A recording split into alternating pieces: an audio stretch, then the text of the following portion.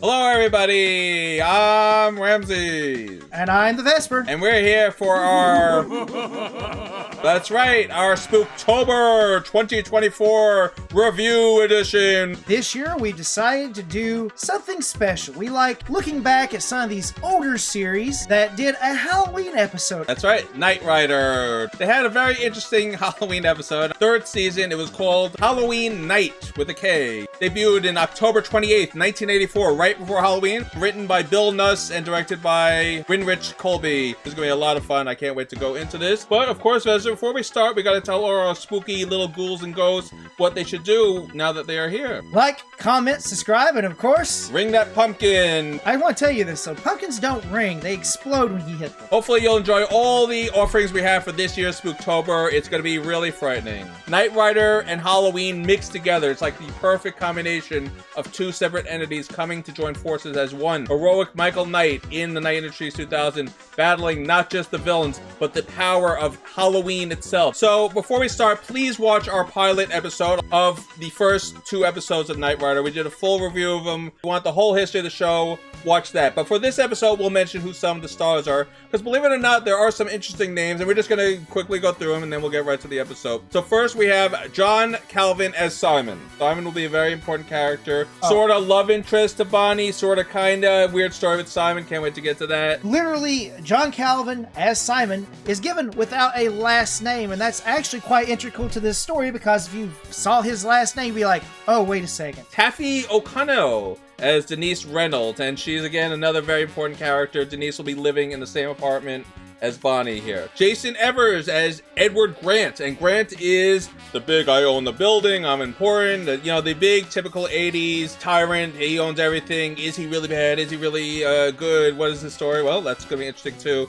Now this is the most important character of the story. Bert Paul as Norman Baines. I said Baines, not Bates, right? That's because in this episode, this is basically a love letter to Psycho. And guess what? Kurt Paul was involved in Psychos 2, 3, 4, and Bates Motel. So he's been involved in at least one by this point, and will continue on into the series, which is actually pretty cool. We have Dallas Cole as Esmeralda, because every Halloween episode needs someone acting like a witch. And it's going to be funny how this joke plays out, but there's always that C-plot where somebody's bothering KITT throughout the whole episode. That will be Esmeralda's role in this. And she's gonna have a cat named Voodoo. And last but not least, we have Linda Albercisi as Linda. We can't give away who this is, but she's also, believe it or not, an important part of the story. And that's the new characters here for this episode. And we just want to throw it out because there's gonna be a lot of names flying by. We're not gonna go into the details of every character as we're talking about it, but just so you get an idea of who we're dealing with besides our main characters of Michael, Bonnie, KITT, and Devin. That being said, let's get on with the show. The episode starts out really setting up the Halloween mood. This actually takes place about 3 or 4 days before Halloween and then builds up to Halloween by the end of the episode. Another one of those rare episodes in Knight Rider where they actually play a real song here that is actually out on the radio. That's right, Vespor. A very famous song, actually, of the early 80s. Sung by Laura Branigan. It is Self-Control, and they play pretty much the entirety of this song during the first 5 minutes of this episode. The entirety of the song is playing while the important vital situation goes on during this whole entire episode. Well, that's what happens when you get rights to a song. The reason that they chose this song, I'm quite certain, is because there is no control being shown here, because it's a Halloween party. People are running up and down everywhere in this apartment complex, and guess who's sick?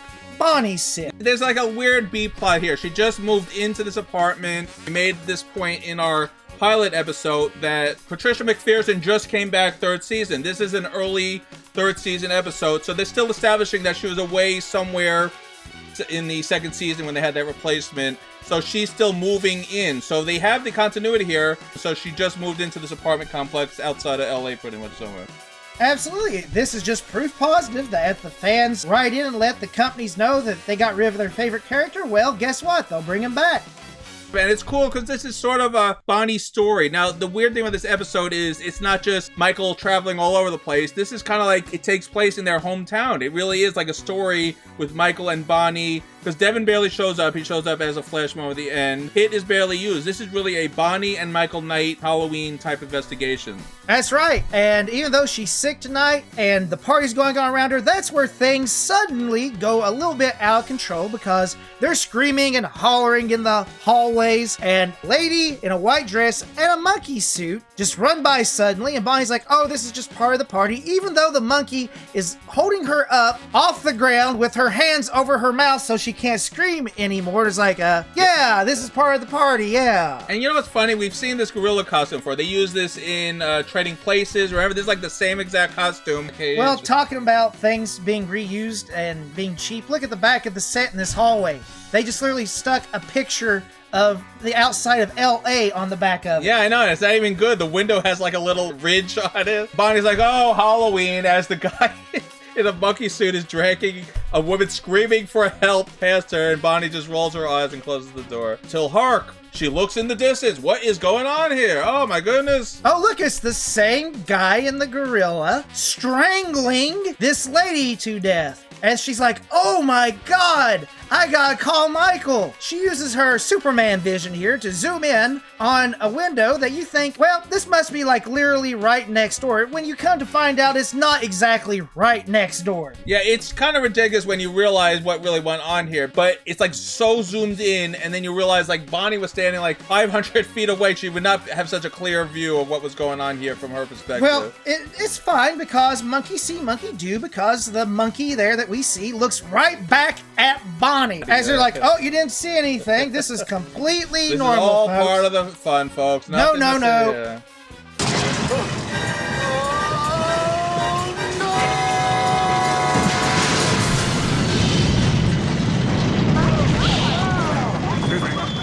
me. All right, move on. Nothing to see here. Please disperse. Nothing to see here, please. Yeah, I think Frank had that right. There's nothing to see here. It's just a guy in a gorilla suit who snapped someone's neck and shrugged and woke up. I mean, You want to know what's even more ridiculous than this? Is the fact that she goes, oh, I gotta call Michael. And then she picks it up, dials 3 numbers, and then just passes out. I'm like, oh, all right, so you literally passed out. Killer saw you see him kill this girl, so is this going to be the death of Bonnie? She's back for 2 seconds and get killed by a monkey? It's exactly what I was thinking. It's like, oh, well, I guess he is a gorilla suit. They'll never figure out who I was the rationale behind it. I don't know because, oh, wait, no, I do know because we learned that humans in the 80s were actually super beings, and that the only reason humanity fell from grace was because of Transformers. So this is the same thing. Oh, yes, it is around the same time period, so that does make sense. So now the credits are still going 5 minutes in, which is hilarious. Now we'll tell you more about it, and as Michael's walking up with flowers, now we get our first glimpse of Kurt Paul. There's Kurt Paul playing Norman Baines. And if this guy didn't look like a red herring, I don't know what a red herring looks like. And I don't mean the kid from Scooby-Doo. And also, we know he's going to be important to this episode because of the mysterious, creepy music. And he looks so mad and intense as he's working on those bushes, doesn't he? Oh, absolutely. And he's not even doing it right. At any rate, we have Bonnie unpacking her things in the apartment when Michael knocks and comes on over, and she's not worried in the least, at least not right now. There's a little bit of play back and forth between them as they set up the whole thing about what happened last night and asking Michael to actually go investigate for her. She's feeling much better now, so her sickness, you know, whatever medication she took, she sort of got over it. And she mentions that, oh, I'm still bothered by what I saw. And in a weird twist, Michael actually believes her. You know, in these shows, everyone's like, oh, you're crazy. Oh, what are you talking about? No, it's in your mind. Michael right away says, yeah, I believe you 100%. We're going to get to the bottom of it. And you know what? It's actually kind of refreshing because it was giving you the wonderful feel that this is going to be a, oh, nobody believes me, I have to prove it on my own type synopsis. No, but they took it on the ear. They're going to work together and find out what happened. So her apartment is very clearly a mess. She has things all over the place. And we're not even going to ask where she was previously, where all this stuff came from. Looks like she has a lot more than just an apartment's worth of stuff here suddenly. Now get very used to this set because you are going to see this apartment set used many, many, many times in this episode. Bonnie retells her story again to Michael. Michael's like, listen, I'm going to go go to room 302, and it's always a different floor, which is funny. Like, they're really trying so hard to prove that these are different apartment buildings. She's in the 200s. He's going to go to the 300s, and then he's going to later go to the 100s. And he's like, all right, listen, I'm going to go to 302. Let's figure out what's going on. Now, remember when we mentioned earlier, it is impossible for her to see from her bed what went on to the third floor. Now we see why it was impossible for her to have seen what she saw here. Yeah, you can see it's not a small distance across the courtyard to where this murder took place. It would have been very difficult to see it that late at night, but this is TV and you gotta have your little twist here to make it seem much more dramatic than it actually is. Just like when we see KITT is in a ritual with a witch. Yes, oh wait, this is Halloween night, that's right. Well, Halloween week at least. You have to remember, they couldn't show like the occult or the demon or the devil or anything, so they had to be very careful how they went about it. So it's a nonsense. The circle and triangle don't mean anything. So pretty much it just looks like a turtle that was drawn around him. Oh yeah, I also see something you barely see. There's a cat on top of the roof. Esmeralda is so into getting KITT. She's like, oh, you'll be the greatest chariot ever for my Halloween mission. You got to let me use you. In the third season, they got rid of the whole KITT didn't talk to anyone. KITT became very vocal with everyone by this time. Oh yeah, he is not happy about this. But we'll get back to that because now we zoom back to room 302. It is unlocked, which makes no sense. Why would an empty apartment be unlocked in a building? This is one of those wonderful plots where they can save a lot of money because they are just going to reuse the same set over and over and again. So it's Bonnie's apartment without any furniture, and it very clearly is Bonnie's apartment. They didn't even really go out of their way to change it. So Bonnie's very upset because the apartment is empty. It's like, Michael, you don't understand. I know I saw something in here. And then they show the same angle to further prove that it is impossible for Bonnie to have seen what she saw. Well, all right, let's move on to the next part where Michael's like, I know, we'll investigate who was throwing the party. They must have seen someone in a gorilla costume. So now we're going to go to the 100s apartment complex. Bonnie lives in the 200s. We were just in the 300s where the murder happened, and the party was given at the 100s. So again, we're all over this apartment complex. And this is where we get thrown another suspense builder because Bonnie immediately goes to get her mail, and guess what? Somebody's staring at her from across the hallway. But it's also kind of funny because when Michael goes to investigate and talk to Denise, basically person who hosted the party, you notice that there was absolutely no balloons or anything in the apartment building except right outside her door. So you cleaned up everything but the hallway. That doesn't seem like something that would happen in an apartment complex, but okay, whatever.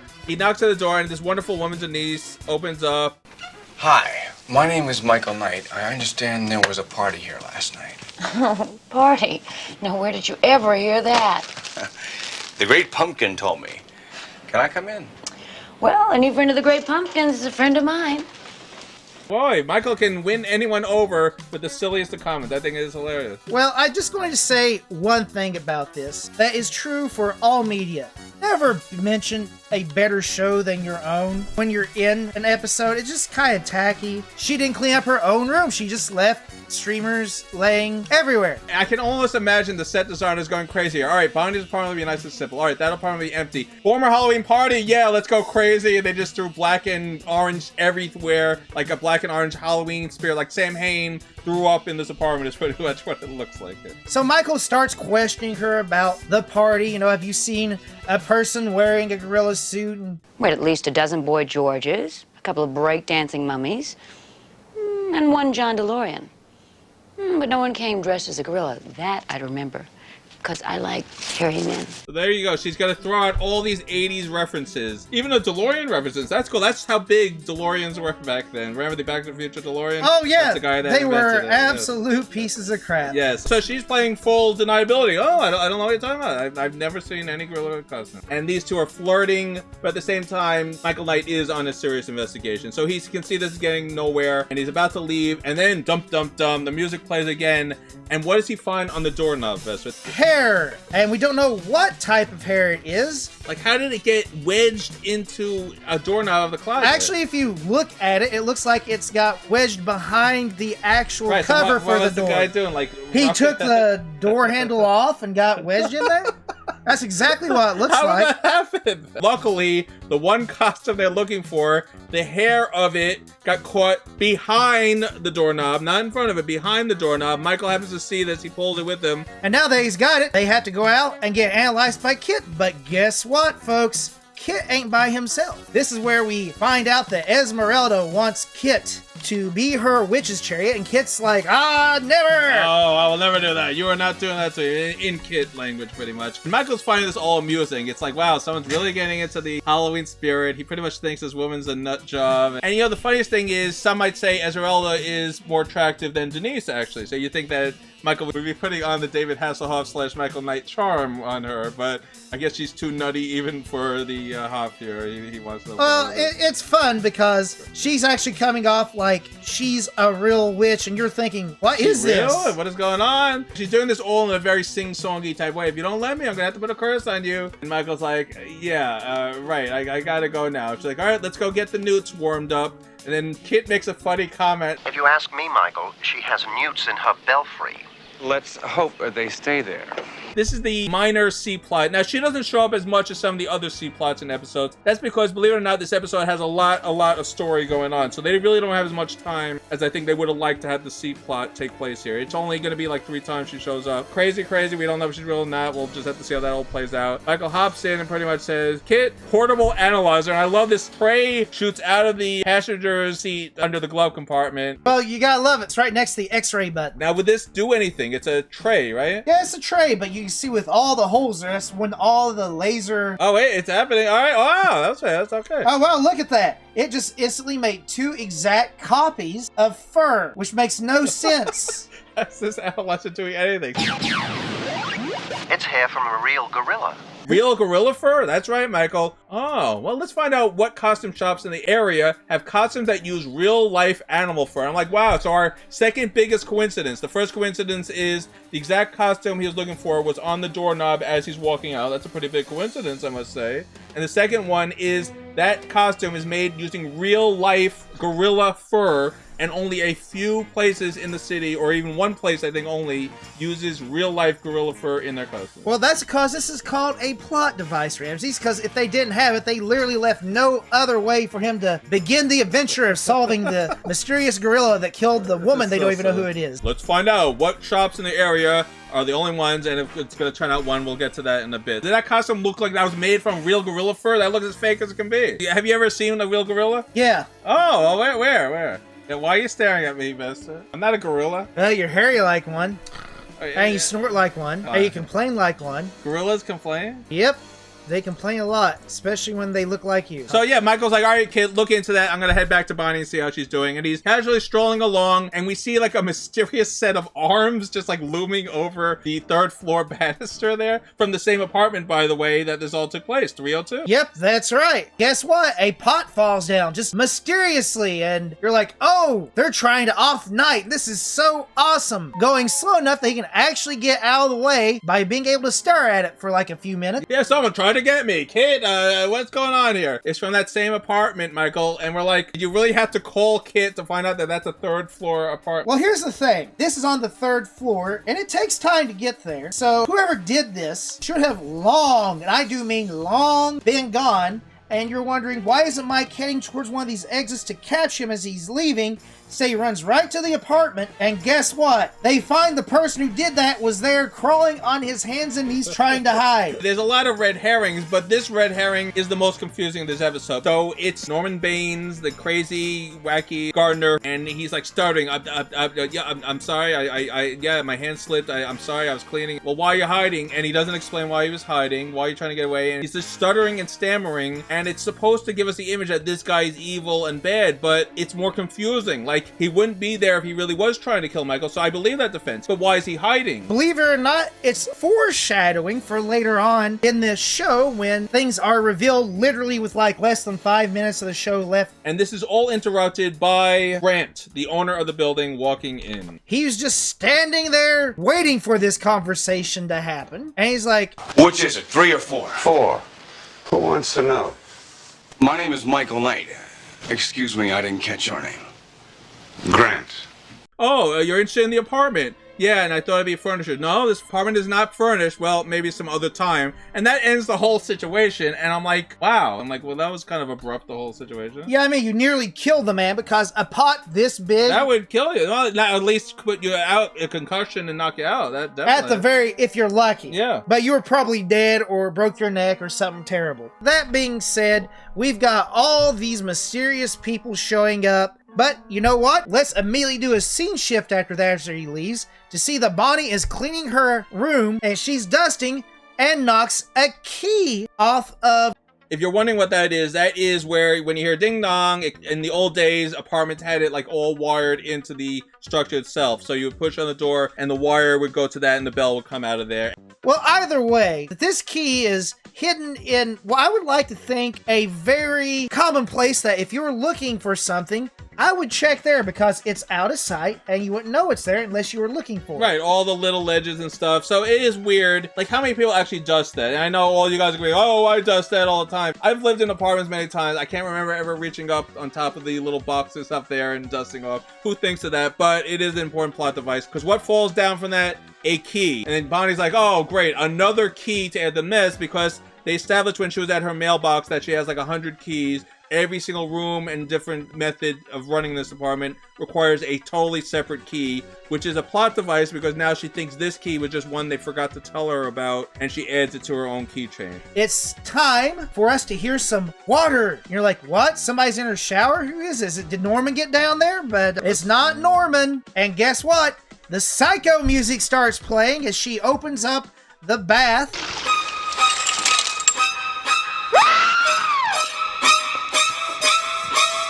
To see that the dead woman from the night before is laying in her tub. When we reveal how this was done, the curtain was closed. I want everyone to remember that. So, oh, she screams, she freaks out as the Psycho music is playing, like as I said. So it's a really eerie scene. She runs into the hallway and she runs into the hands of Michael Knight. And guess what? She gets him, says she's in my bathtub. Michael comes, runs back, and guess what? There is no water at all in the bathtub. And there is no one there. Bonnie went crazy. All right, so Michael was supporting her. Now it looks like Bonnie has gone insane. So Michael still supports her, believe it or not. Now even Bonnie's like, I must be going crazy. Even Michael's like, no, you're not. But someone really wants you to think you are, and that's what we have to figure out. Wow, what a weird story. Usually the guy would be like, yeah, take it easy. We'll figure this out. But Michael is still convinced that she is fine, that someone is trying to do something. That just shows how much of a detective, and don't forget he used to be a police officer, that Michael Knight really is. All these weird occurrences are happening to him, and he's going, there's such a thing as coincidences, but this is beyond just being a row of coincidences. Now this scene is funny because there's like a little bit of a history to it.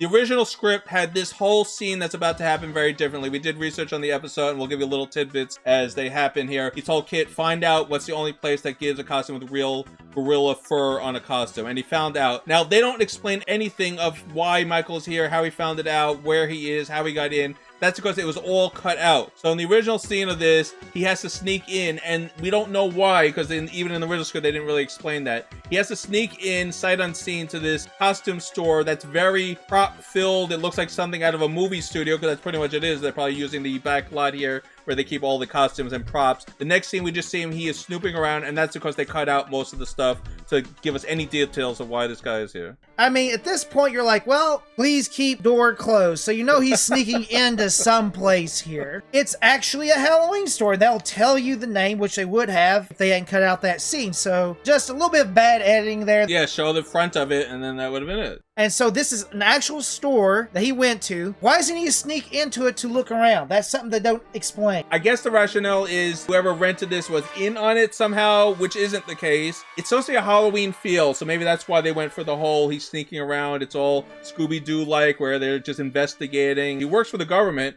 He very clearly could say, I want to look around. There was a costume that might have been involved in an investigation. That's all you have to say, and they would have said, sure, here you go. So anyway, we're going to have some scares here. He's exploring around quietly. No one's supposed to to know he's here. And then an axe drops down and we get a jump scare as the scary music plays. I'm like, what is going on here? Walked a corner and then it just comes down, not even close to him. It's like, oh God, Michael, it looks like you're about ready to have a heart attack. And he's like, nah, just don't worry about it. I don't want to talk about the fact that I was scared by something that was so elaborate that would never happen in real life. Very silly scene. Luckily and amazingly, Michael, after talking to KITT, finds the costume right there on the rack. I'm like, wow, that's amazing. There it is. The exact costume with a cleaning ticket on it, and that's gonna be another important clue. So everything happening in here is so far-fetched and so coincidental. Like, he found the fur patch, it's real fur, this is the only place that has it, nobody's watching him, it's right there, it has a cleaning slip. Only police officers had the luck that Michael Knight has been having with everything leading to everything so perfectly and cleanly and coincidentally. This is amazing. You know, his watch is like a way for him to communicate with KITT easily, but I want to point out, he's asking KITT to scan the actual gorilla costume, but if you notice, his sleeve's almost covering the watch entirely. Right, wouldn't KITT be like, Michael, you might want to move your sleeve down so my sensor can read it. And we didn't even know the watch had this ability. It is like a little cheap Casio watch, and we're supposed to believe that this little cheap watch has a sensor that KITT can read all the way on the other side of the building just by holding it up indirectly while it's covered up mostly. Yes, Michael, that's exactly right, is what the response is. That is the same costume. Well, I mean, the whole fact of the matter is, he uses his watch all the time for talking to KITT. It's not a big secret. It's just the fact the watch is covered that's absolutely hilarious about this. So yes, it is the same, and Michael takes the costume. And again, did he steal it? Did he take it? We don't know because they cut out all the details. In the original script, we found out the owner does actually come in and tries to stop Michael, and there's a little bit of a battle. So it's a very weird situation. Like, they wanted you to think that the costume store was in it on it somehow, but they cut out that whole angle, and they just sort of have Michael stealing it out the back door. And now he returns back to Denise, because Denise swore up and down that she had no idea. The cleaning slip is going to show she very clearly knew what was going on, and Michael's going to be, aha, I gotcha. Well, nope, he really doesn't have her, because she's going to have every alibi in the book. Well, and it's actually believable. It's like, yeah, I rented it. I chose not to wear it the last moment and threw it in the closet. So it's like, yeah. And the problem is, she literally could be telling the truth here, because how many times have you bought something or did something, you're like, I'll take that back. But it's silly. The whole thing makes no sense. I understand it's the only way for the plot to work along that we had to have a whodunit, because that's pretty much what this Halloween episode is. And you got to have everyone as a suspect. So she has to still be a suspect. But her wearing a gorilla costume, really, that's what we're supposed to believe, that she rented it and decided, no, I don't want to wear it. I'm just going to keep it in my closet. Why didn't you mention it? Oh, well, I didn't think anything of it. So how did it get to the cleaners? Oh, Norman Baines took it back to the cleaners, we find out. What? Yeah, I mean, the story is very strange how this all connects. Oh, and you know that they're like learning their lessons from Scooby-Doo. And the fact we've got to get Denise, we got to get Grant, and we got to get Norman Baines involved in this. And now we got to get another character involved, Vespor, because Simon, enter Simon, another rando here. I'm like, wow, this is getting crazy now. So while Michael is interrogating Denise, and I want this understood too, she didn't even mention, by the way, that Bonnie and a visitor were here. So I'm like, either this woman is just not very forthcoming or she's just dense. I don't know which it is. But we find out as you walk in the living room, oh, Bonnie's here with another friend of mine, Simon, and they were just talking, and they were going to have a nice little lunch here together. And I'm like, what is going on here? This is ridiculous. So Simon now is just another how do you do. He's another well-off guy. And he appears to be Denise's boyfriend at this point, because they're awful close together. This is yet another red herring, because this guy seems sus as hell too. I was like, when is Bonnie going to be the culprit next, that she was the one did it and she was hallucinating the whole time? Michael is so annoyed by all these suspects that he starts threatening Denise and this guy, saying, if I find out you're responsible, and I'm gonna... And then Bonnie's like, all right, Michael, let's get out of here. It's like, oh, what was he gonna do? We'll never know. Well, to be fair, guys, if you watch Knight Rider, you're going to see that this is actually how Michael handles most things. He is not subtle in the least. So now the writers want us to direct our focus on Denise, because that's who Michael's focus is on now. It's all Denise. It's all Denise. The thing is, after everything you've seen, wouldn't you be suspecting Norman Baines, not Denise? Right, like Denise. It's like, that's who his now prime suspect is. And we know that's red herring too. We're not going to give anything away, but right now the audience should not be thinking it's Denise, but maybe it is. We don't know. We'll see how this all plays out. So now another thing we should know is Norman Baines, it's found out on the ticket, took back the suit. So now we're like, oh, well, then maybe it was Norman Baines. So that's what I mean. They're like throwing every name out there, but logically the whole situation makes no sense, because then we find out Norman Baines took it back for the owner. There's a reason why Norman Baines took it back, which we're going to find out in a bit. So this is all over the place. It is a very crazy story, but in the story's defense, I'll say it still is easier to follow. You're going from point to point, and we're all in this together. We don't know who did anything, but we know who the main suspects are. Now we go to Grant's house, and it's weird. Usually they don't take the action away from Michael, where they're focused on a different character, but in this episode they do, and it's only for a short moment. But we are going to see Grant's on the phone, and he's going to be like, Night again. Oh, that's too bad. That costume's your problem. Of course I still want the key. And try not to do anything stupid. something that the audience should know, but not Michael Knight. That's why they did this scene here. And it's actually very important because the way they frame it, the costume's your problem. Yes, I want the key, but don't do anything stupid. Now we know for a fact that Grant is indeed involved in this, but to what level? And then it goes to the cleaners. After that wonderful conversation, from the outside, they don't want to pay an extra, so you don't get to hear the voice of the cleaner, by the way. That's why they do that. And he's nodding and nodding, and then when Michael comes out, we say, you're not going to believe this. Norman Baines took the costume back to clean it. Then that must mean that Norman Baines is the one that he's working with, because guess what? Norman Baines tried to kill him before, and guess what? Michael Knight is about to get run over by yet another guy in a gorilla suit. So Michael's putting the gorilla suit that was used at the party in the trunk of KITT, and then gorilla suit number 2 here is driving to run Michael over. And you think KITT would be a little more like, Michael, you might want to watch out for that speeding car there. Kind of like Michael does another sidestep to merely avoid it as he rolls away. Obviously, this has got to be Norman, because Norman was like, try to kill him before. Runs a stop sign, and they're like, let's get him. Jumps across the roof.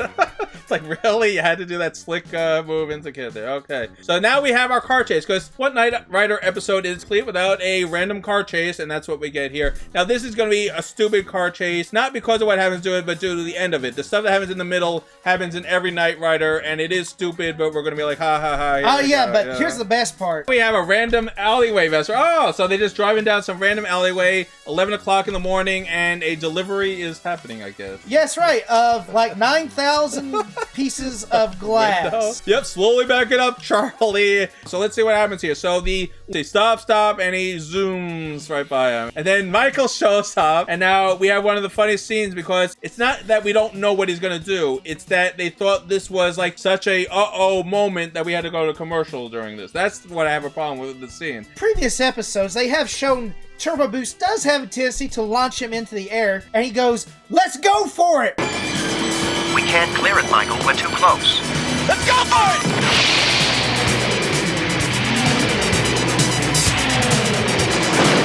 So they go to commercial. Well, you know they're gonna survive. What type of cliffhanger is this? They turbo boost through walls. They turbo boost through glass. They turbo boost through building. This is not a big deal at all. This is KITT. He can survive that easily. When they come back from the commercial break, and KITT's Scissors has lost a car. Maybe that's what we're supposed to believe. Commercial, 2 minutes times passed. They've been suspended in the air. Oh, that's probably what's happening there, because it makes perfect sense. Yeah, it's the only thing I could think of, because they were only like 5 seconds behind, and he pushed the turbos right away. They land on the ground, and it's like, yeah, he got away. Like, what are you talking about? Yeah, my sensors don't pick up. Sorry, Michael. And slam. Oh, damn. That doesn't make any sense. That's right, Ramses, because, after all, we have tons of red herrings and plot devices that don't want you to know what's happening until the very end. Oh, well, that's it. Someone tried to kill me. Oh, well. Full moon. Now we move to the nighttime situation here. Norman is driving what you would expect. Oh, this is definitely an older car. You can tell by the side mirrors on this thing. And guess what? He's carrying a duffel bag with what looks like might be a body in it. There you go. Well, we figured out who it is, folks. The mystery's over. 21 minutes into the episode. We've already solved it. Don't worry, guys. It's over here. He takes his duffel bag back to his room. And you're like, what's going on? What's going to happen to this guy? Because they're focusing in on him. And what happens to him is actually Michael Knight. But this is also where a cool play of words comes into play. Hit it, Ramses. Hello, Norman. What are you doing here? How did you get in? That's trespassing. No, it's not. It's breaking and entering. I mean, it's weird. They're setting up Norman to be this, like, psycho guy, and I get where they're going with it. Well, I mean, he did play in Psycho, so they are correct. And then Michael's gonna be like, what's in the bag, Norman? He's like, no, not the bag. You're like, oh, what is it? Oh, you have a knife. All right. Well, we got you this time, Norman. He's like, all right, I admit it. I do it every year. And Michael's like, what? Every year? Yeah, I love the fact that Michael lets him go straight for the knife. And this knife is more like a machete at this point, because, you know, the bigger the knife, the more fearsome it is. So what's in the bag? I ordered you a pass for tonight before Halloween. Are you gonna turn me in? I'm like, you stole 5 pumpkins from like a farmer. They're not even going to notice those 5 pumpkins. So yes, again, more red herrings. I don't want to say they want to make you think Norman is, but they definitely want to make you realize he's off a little bit. Like, Norman is definitely strange. He's not playing with a full deck, but that doesn't make him guilty. He's just a little strange. That's all it is. Very strange. Pretty much write Norman off at this point because it just proves he's weird. He's into insects. He's not normal. Now we're going to find out why did he return the suit to the cleaners. That's the important part here. Yeah, because Norman likes hot women. He's like, yeah. Denise asked me to bring it back, so I brought it back for her. And to Michael, this is damning evidence, so it's got to be her. Oh, it's Denise again. Denise.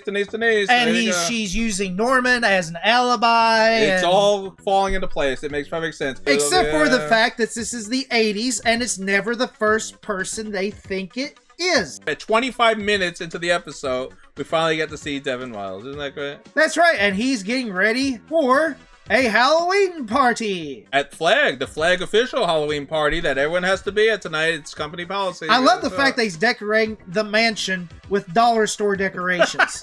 Yes, it's supposed to be $1 billion organization. Don't go all out on the budget there, Universal. Yeah, let's spend the whole $5 on the Halloween decorations, yeah? And Devin is still worried. See, Michael believes Bonnie fully. Devin being Devin, he doesn't. You need a character to do that because that makes for a story. I get it. But still, it sucks that Devin always comes off as a jerk in these episodes. And now Michael's going to play a joke because what Knight Rider episode would be complete without Michael having fun at Devin's expense? So he pats Devin on the shoulder as they walk out, heading back to Bonnie's apartment. I want to see if Miss Halloween's home.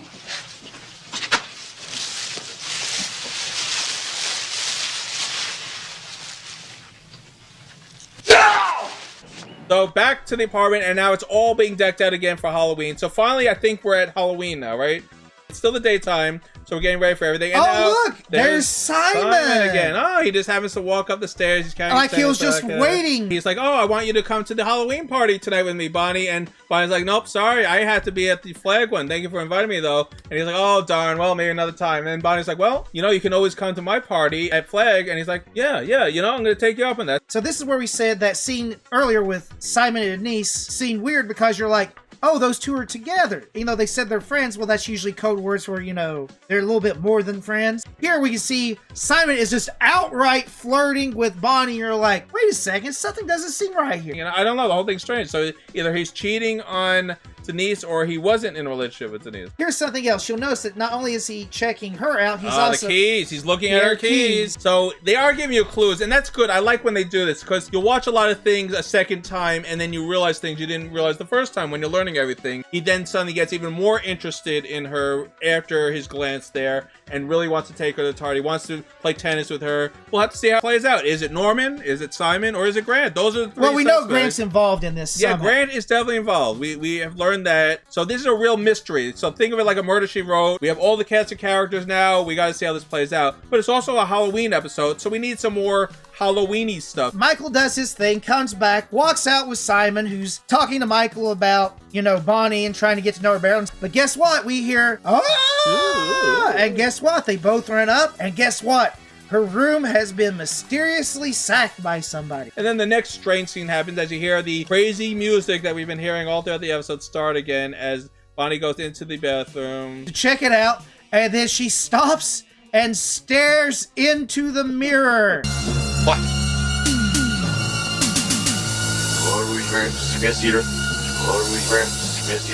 Best of things are crazy, but I didn't find this thing scary at all. It's a weird image coming from the mirror of like a demon's head with orange glowing eyes, and he's grinning happily. It looks like a Muppet almost, actually. And it's going Norming, and Bonnie's just like all freaked out staring at it. Simon's all like, what the heck is that? And even Michael sees it, but Michael already realizes there's no way this is real. He's already looking around for like, where is this coming from? And by the way, that's when he starts looking around at everything and finally figures out that the sound is not coming from in front of him, but from above him. Yeah, he's looking above and he says, wait a minute. And then he reaches up for the air conditioner or heating ventilation that's very easily unscrews. It is a holographic projector with a built-in mini tape player. Wait, Vespor, did they they have that technology in 1984? We don't even have them to this day because What? holographic projectors are made with lasers. They very clearly call it a mini holographic projector with sound ability. That's exactly what they call this thing. With a portable, those tiny little cassette tapes is what he pops out of it. Yes, and thank God they have KITT because Michael's like, quick, what's it saying? It's some sort of code. And then KITT's like, guess what? It's being played backwards. The actual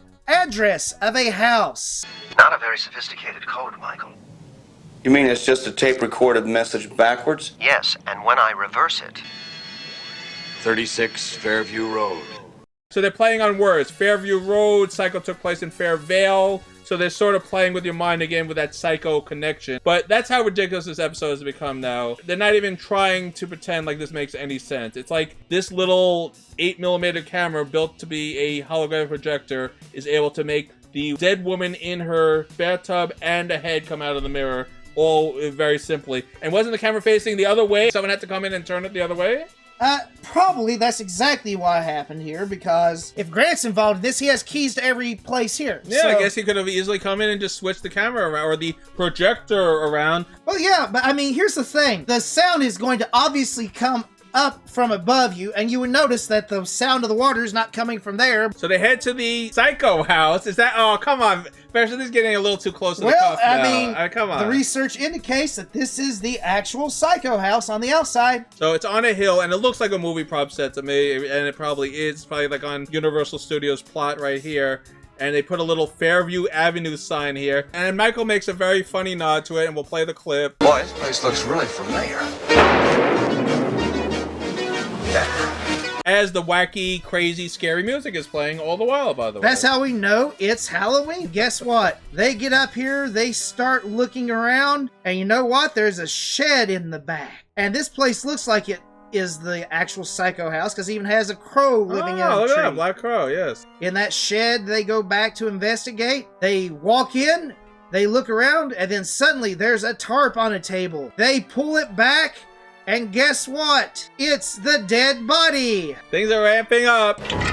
Michael! What?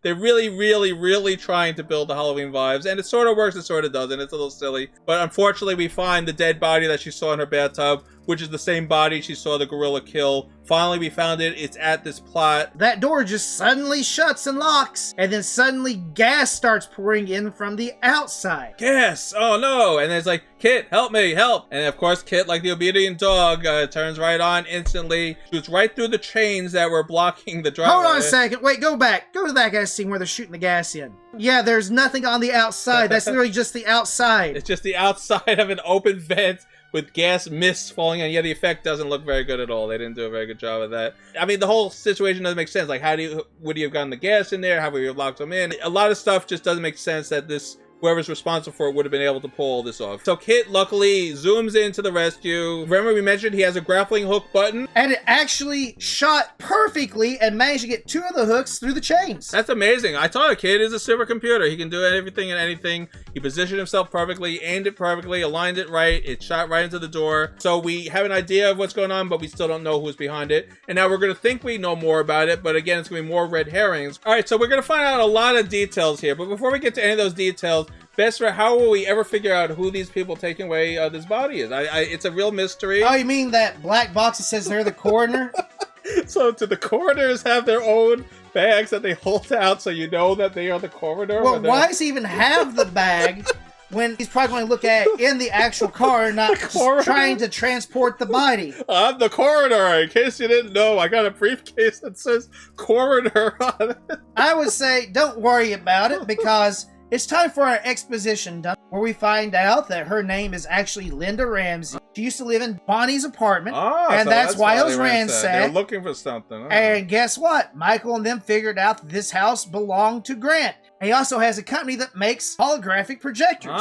So now all the clues. So now it must be Grant that did it. But not really. This is a Halloween episode, and red herrings are flying up our wazoo here. I wouldn't bite on this one either. But we're going to go through the charade that is Grant now. Well, that's how red herrings work. When everything seems to work, it's gotta be it, right? We're gonna go to Grant's house because I guess he doesn't live in the apartment. But yeah, what landlord really lives in their own apartment? They don't. Wait, what? So Denise is dating Grant? That's crazy. What is going on here? Denise is always so nice to Michael, even though he keeps accusing her of everything. She's as nice as can be. She couldn't care less that she finds him hot and attractive. That's all that matters.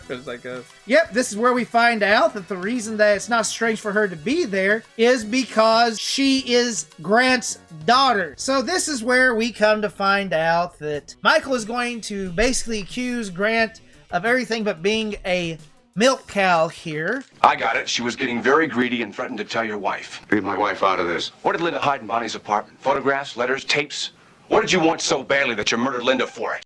Yeah, then Grant basically explains to Michael that he was being blackmailed by Linda, the person who he's having an affair with, and he wanted the money back, but he didn't say he killed her, nor did he want her dead. He just wanted the money back. And you sort of believe him because you're like, well, it can't be all wrapped up here. So there has to be more to it than that. He's going to have the best exit quote ever, and we are definitely going to play that right now. This is what he says. But I got some special effects of my own, like making you disappear for 20 years, man.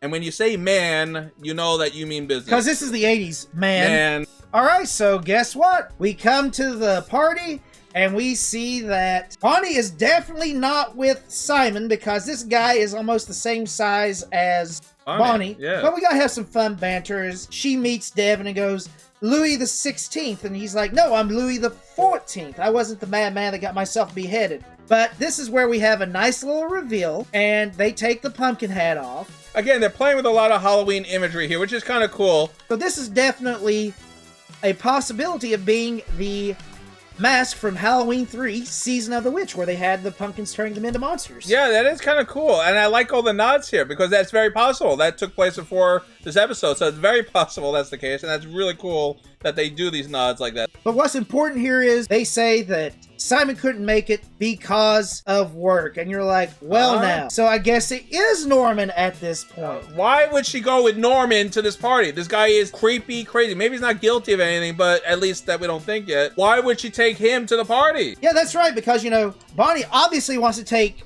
guys that could be possible murderers since, you know, Michael's almost been killed multiple times by this guy. And he's creepy. I hate to say this about Norman, but he's a creepy guy, and he's supposed to be. That's the character. I'm not saying anything insulting. He's supposed to be a creepy character. Well, anyway, it is far-fetched that she would go with him, but she went with him. It's gonna go exactly how you planned because you're like, well, it's your own fault for taking this guy to the party, Bonnie, because Norman is going to want to get her alone, and we're like, oh, here it is, the reveal. Bonnie's like, where's Michael? Well, you know Michael, he's probably on his way to the party, and guess who Michael's dressed as? Well, that's Rhett Butler from Gone with the Wind. I guess convincing, it's pretty much just Michael Knight with a mustache and a like old-style 40s suit he's wearing there. That's the only real costume, but I guess his hair slicked back a little bit. We'll give him that. And this is where we find out, guess what? Grant didn't have one child, but two from a first married. And guess what? This person was sent to an asylum, was in and out time and again. You're like, oh my God, that sells it.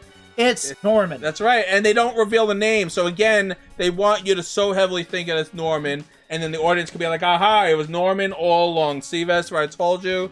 Yeah, even though they didn't reveal the name here. Because Michael would be like, I don't believe it's... And then he pauses, and then we go back to the party where they show Norman. So you're supposed to believe that means Norman is the psycho that we're talking about. Well, I'm going to point out something else as well. Since you're talking about not believing this, well, I refuse to believe in the scene here that comes up after this. They literally just walk to the back area so he can get away, relax a little. And look, he doesn't seem to be going after her like some psycho because they're trying to make it look like he's going to, but he just walks for her slowly. But he is walking very Frankenstein monster-like. I mean, you have to admit that. His arms are lurched in front of him as he's like sort of looming in on her. You have to admit that's a little creepy. Yep. Now Norman's trying to explain that he just likes her and she's so beautiful and I gotta have you. And you realize he's not really coming off as I'm going to hurt you or kill you because he just wants to sort of hug or kiss her or something. It's a Cylon, look! Oh, look at that. All right, so a Cylon is killed. Well, that makes sense. Cylons were killers, weren't they? It really isn't a Cylon, guys.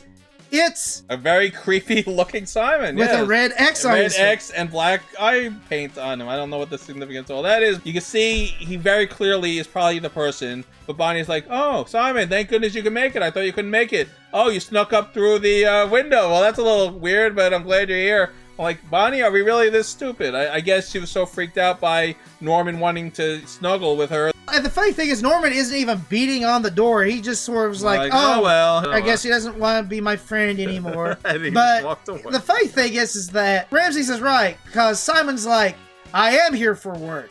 You're my work, and I need that key now. Like, oh, all right, I'm just gonna walk over towards you. This guy very clearly is giving you all the clues that he's not up to anything good, but he's handsome, so we'll trust that. That's how shallow we were in the 80s. Oh, well, the handsome guy can't be responsible. He's too good looking. You know, I'm just gonna walk up to him and trust him fully when he's giving all the signals that he's up to no good here. Very, very clearly, this guy is up to no good. And the best part is that, you know what? He takes the keys from her. It's like every bad guy. Now that I've monologued to you about why I'm doing this, I'm going to kill you now. So why is he doing this? Well, you see, I want to inherit my father's company, and Linda was blackmailing Dad and taking his money and putting it in a safety deposit box. Well, I was going to get that key to that box and take all the money back for myself, and in the process frame my dad for the murder and take over the company, as I deserve to be it. The reason is very stupid. It's like... No, he explained it quite well. You wouldn't kill someone for all that. I mean, come on. It's just too far-fetched that you would get away with all that. So anyway, Michael shoots in, and Michael's going to use his night jitsu, I guess we'll call it, because he does this like in every episode where he's suddenly a kung fu master, where he's just able to do all these martial art moves out of nowhere. He never carries a weapon, by the way, and he's always able to punch and kick and do amazing martial arts. And this is no different. So he's going to get into a fight with Simon now. Simon's going to whip out the fakest looking plastic sword I've ever seen, by the way. But it cuts things, as you can see right here, very well. That's a plastic sword, Vespor. It doesn't matter, because on TV, it cuts through like leather and everything else. I love the fact that Devin and Bonnie could easily attack him from behind. But they're both staring as the fight goes on. Oh, I wonder who's going to win. Hopefully Michael will win, as we're standing a mile away watching all this happen. This sword is so powerful, it creates sparks no matter what he hits. No matter what cuts. So Michael overpowers him. Has the guy escape? He throws the drapes from the window over Michael. My weakness, drapes! And then the guy just jumps out the second floor window, which I'm like, wow, it's a good thing there was a porch there, I guess, or he would have leaped. Well, it's even better because his car is right there. He immediately takes on out and away, and guess what? It's time for the best part of any Knight Rider. The final chase, the pursuit, to get the bad guy. So we're heading to a drive-in movie theater of all places. This is cool, all right. This is 84. They're still very popular at this time. Yes, with the 3D glasses. And what movie are they watching, Vespor? They're watching The Creature from the Black Lagoon. And guess what? The chick doesn't like it, but the guy is loving it. And he keeps trying to put the moves on her. You know how when you go to the drive-in movie, in the 80s, you got to do it. You got to put your arm around her. You got to say, come on, baby. You know, you got to do all the lines. But this girl, good for her, because this guy looks like a little bit of a creep. She's resisting very fully. She just wants to watch the movie. Yes. Michael has hit turbo boost mode. And guess what's going to happen? Is he going to go over the fence or through the fence with turbo boost mode? No. What he's going to do is go 50 feet into the air through the back of this screen. Everybody's honking their horns, turning on their lights. They're loving it. This is the best 3D movie they've ever seen. Michael just literally backs up, partially blocks him. He could have driven around him, or he could have backed up and gone around. It's time for some night fu, as Ramses called it, and it's the quickest fight you'll ever see. Show's over, Simon. Way to go, Red. That's how this scene ended. He jumped through a drive-through screen with the turbo boost, tackled him down, punched him out, and then poses for the crowd. This is Knight Rider, everybody. Now, this is gonna be like an A-team ending. It's all wrapped up. We have no idea. Like, did Grant get away with this? Because Grant was in the know to the money. Is anyone? What's gonna happen? Is he going back to the institution? No, we're just gonna head back to Bonnie's for a get-together now. Is all that we know. Yeah. That's right. And it's time for the official housewarming party, and she's there, Devin's there, and even Esmeralda's here, where we find out that Esmeralda isn't a witch. She's actually named Jean. And she's like, oh, that was a Halloween gag. You didn't really believe that. And he's like, but this is where it gets funny, because Michael's looking at that pot very suspiciously, and as they walk away, he's like, KITT, what's in the pot? It's like, you don't want to know, and then she walks by the plants. The plants fall over and die. The funny thing is, Michael's like, oh my god, what is up with this? And walks up, catches up with her, smiles at her, looks down, and the episode ends right there. Yeah, so we'll never find out what was actually in that pot. We just know it's a mysterious something. Either it was really bad food or it was a witch's brew. We'll never know the answer. But that's a Halloween episode. That's how you're supposed to end it, all mysterious and like. And it was actually quite hilarious. So we're going to come to our favorite part of our Spooktober review here, which is Vespor, the boss of Sword. Watch out before he gets you this Halloween night. He's going to give his spooky and fulfilling, satisfying review, and you better still listen or he's coming after you. And here we go. Vespor, what'd you think of Halloween Night, the Halloween-themed episode for our Spooktober 2024 special here? Well, that's very easy, Ramses. This episode of Knight Rider really did take it to 11, and I loved it. This was just so unique because I've always loved Halloween episodes because it's an excuse to have fun. And they had a lot of fun. I mean, they could have gone a lot farther than what they did, but you don't really see a lot of what happens here. Usually it's a lot more higher stakes. It's not literally one guy, one murder. It's just a very simple, straightforward episode, and I absolutely loved it. I thought it was just terrific. Now, the writing wasn't the best. The cinematography wasn't the best, and the editing could have left some very useful things in, but that being said, you watched it, you had a good time. They had a little bit of a C plot, a B plot, and an A plot, and it made for a wonderful telling of a show that was meant to entertain. Do not watch this episode if you're wanting some deep writing. This does not have that. This is just, let's just have fun with it. Throw in as much Psycho as we can into it, and any other Halloween related thing we can think of, and just have a good time. And because of that, I'm going to rate this a 4 out of 5 stars because I literally enjoyed it that much. Is it the best? No. But is it fun? To me, it's 4 stars worth of fun because of how silly it was, especially when they started doing turbo boosting through glass and then a movie screen. This was just so silly, and I prefer the episodes that are a little bit more irreverent and just fun like this one. All right, I thought it was a fun episode. You know, for Halloween, you can't go wrong here. 3rd season, Knight Rider was still enjoyable. 4th season's when it got a little silly. I still watch every episode, but you have to admit, the quality went down when they got to the 4th season. 3rd season, it's still top-notch. It's a very silly story, though. I mean, they're really trying very hard to somehow mix Halloween into what is pretty much a pretty basic plot. There's a murder that takes place, Bonnie witnesses it, and now we have to figure out who did it. That's pretty much the whole plot, and figuring it out between all these red herrings is the interesting part of this episode, because they're going to throw out 4 suspects, and then we got to whittle down each one. So it has the Halloween feel, but the writing is very silly. Like, the story is just so bare bones. You knew it wasn't Norman. They throw in Psycho all over the place. They really wanted you to get the feels. They were trying so hard. It worked sometimes. It didn't work other times. I'm glad it was a Halloween episode because that adds that extra layer, but did it need to be a Halloween episode? No, you could have done this with just a costume party, and it would have worked just the same. I didn't love it as much as Vespor, but I still think it's a great episode. I'm going to give it 3 stars. I don't love it as much as Vespor. I still think it's a good episode. It's fun, but the Halloween doesn't add anything to it. It just sort of makes it like it's a Halloween story, but the real story is a murder, but it has nothing to do with the Halloween. The Halloween is just like, we'll throw in some psych gags, throw in the Psycho music, and they kept playing that Psycho music nonstop. It was getting a little silly at times. A holographic machine. There's no such thing as a portable holographic machine. And then you never find out what happened to anybody. I mean, you assume that Simon went to jail, but they don't say. You assume that Norman went on with his life, and that Grant somehow was found to have done something wrong here, but it's never really resolved. We just had to end it with this silly issue, which is she's not. So the show didn't know what it wanted to do. It felt like they cut out stuff. Still a must watch. It's fun. It's Halloween. We're doing Spooktober here. Hopefully you can get some enjoyment out of that and get into the feel of Halloween as it happens this month. And that's all. We'll leave it at that. Have a wonderful Spooktober. Like, comment, subscribe, and of course, ring that pumpkin. All right, now I shall begin the sacred words that will begin this. Lord, we grant Smith Eater. Lord, we grant Smith Eater. Lord, we grant Smith Eater. Lord, we grant Smith Eater. Wait a minute, Vespor. That was real?